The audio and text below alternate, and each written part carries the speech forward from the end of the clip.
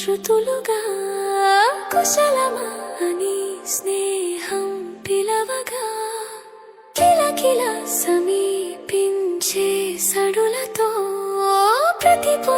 పదాలేవో పలుకగా కొనుకురాక బుట్ట బొమ్మ గుబులుగుందని వనములేచి వద్దకొచ్చి నిద్రపుచ్చ